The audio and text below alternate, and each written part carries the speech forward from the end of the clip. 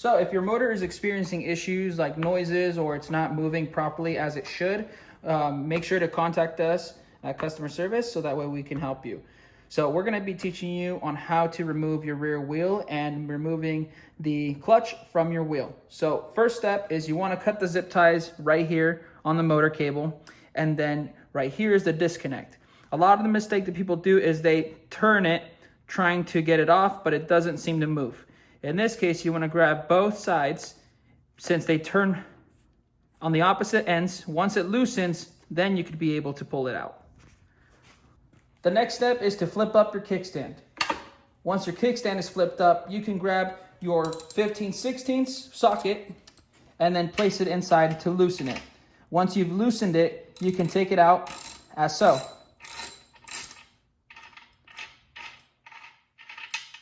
Once you removed your nut and washer, then you're going to be going towards the torque washer right here. The torque washer is going to have a 4mm Allen key to loosen.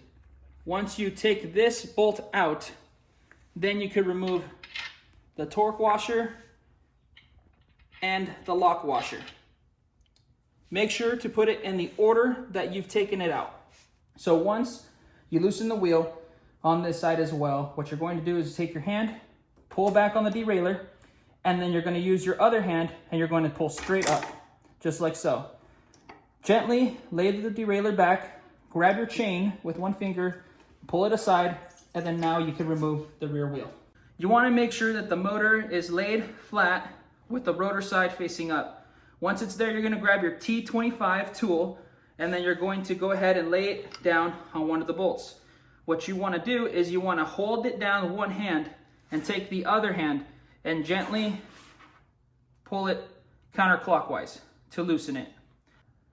From this point forward, what you're going to do is you're going to start with one bolt here and go in a triangle formation.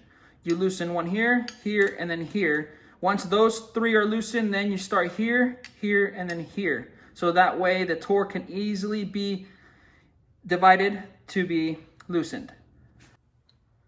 Okay, so now that you removed all of the bolts on the rotor, what you're going to do now is set aside the motor cable, and you're going to pull up on that rotor towards the center. You never want to make contact with the rotor right there with your fingers because it could contaminate brake pads when installed. If you do accidentally touch it, you can always take isopropyl alcohol to clean it to make sure that there's no oil on the rotor itself. Now that we got the rotor off, you're going to take the same T25 and you're going to take off all the bolts on the outer end of the ring here. So you want to do the same thing where you want to loosen one side, skip to the next, and skip to the next, and then loosen the rest of the other ones as well. So that way you could get it even loosening, because loosening one by one will cause these to be too tight to loosen and you could strip the bolt itself.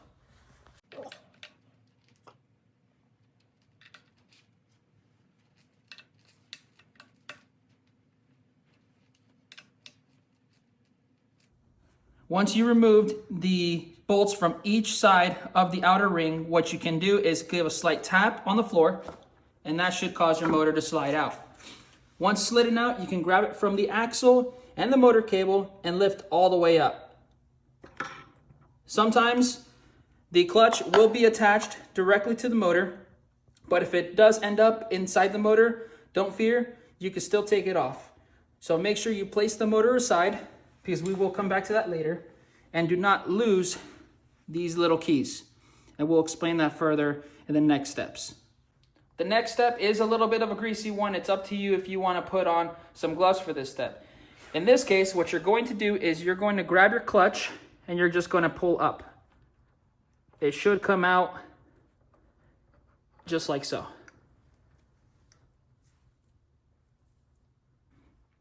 So the next thing is you want to make sure to not lose the axle keys. The axle keys are both located on both sides right here of the axle, so they can easily fall out. So right here, this is your axle key.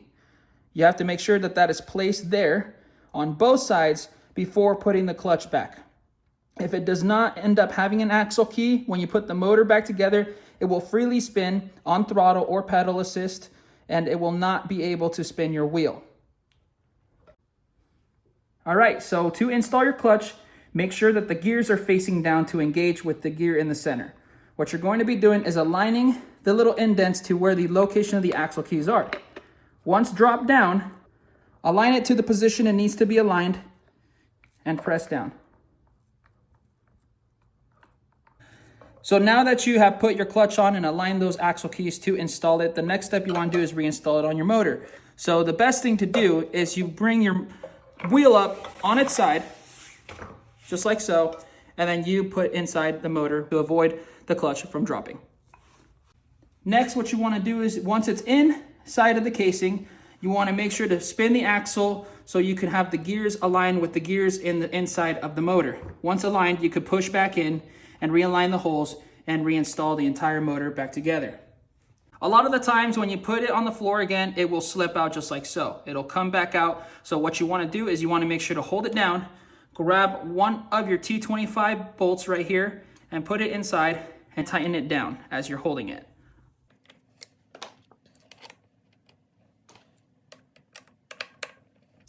Now that the bolts have been added on, this will hold the motor in place for you to add the rest of the bolts back in without the motor dropping out on you.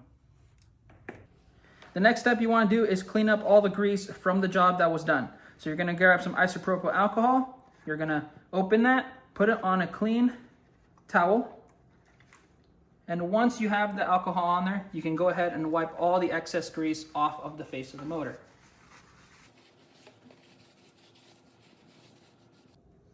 Now that the motor has been cleaned, now you can install your rotor. Make sure when installing the rotor that you install it face up. And the best way to know this is by the writings on the outside of the rotor.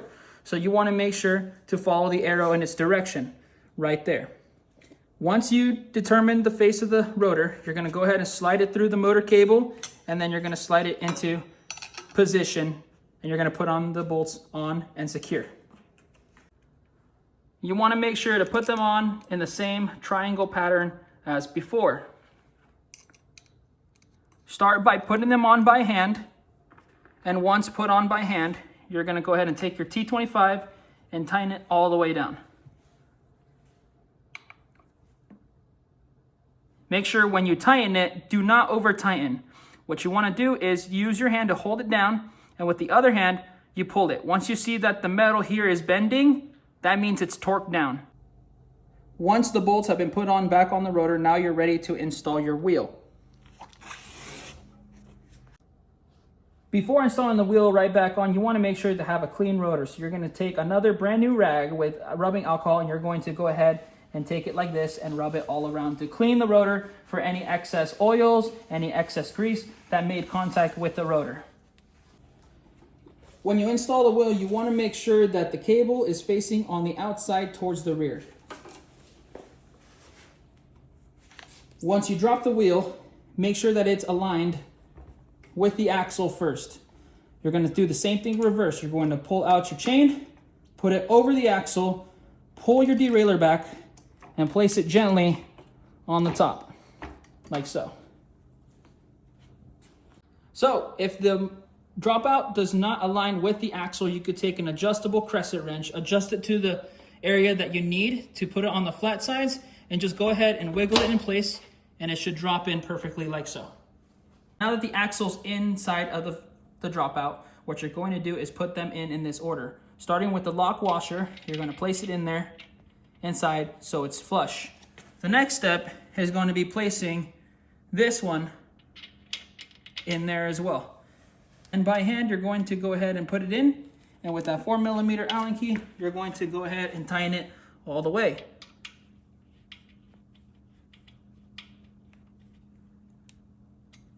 Make sure to use the other side for more torque.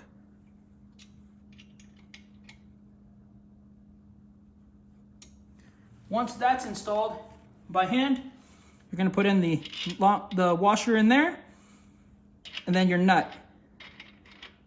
If it's not going in smoothly, do not force it. You want to make sure to pull back, spinning the opposite direction, and then from there, by hand, should gently and smoothly go inside.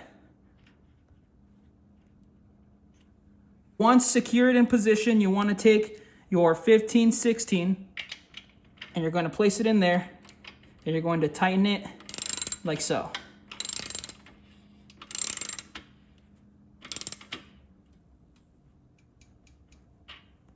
And repeat on the other side.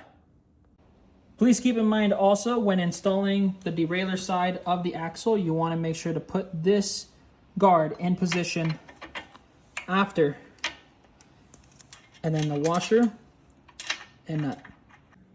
Now that your rear wheel is on and secure, you're going to take your motor cable and you're going to reconnect it to this motor cable. You're going to make sure to align it to both arrows, as you can see right there.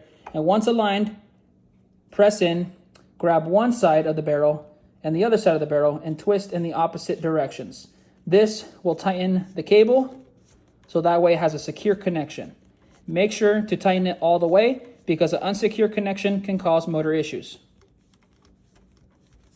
Now with your kickstand still up, you want to access this little guy right here, and then you're going to go ahead and zip tie it like so. Make sure that the motor cable is zip tied. This is one of the most important steps that gets missed. If it's not zip tied, it will cause the motor cable to slice based on the rotor's position.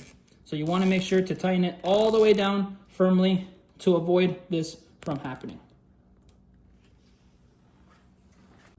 Once that's been secured, you can go ahead and bring down your kickstand and zip tie the other side of the motor cable.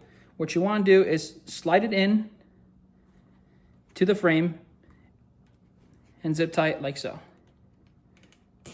That way it creates a secure connection and it doesn't rub off of the wheel. Make sure with cutters or scissors to cut off the excess of the zip ties, like so. And that is it.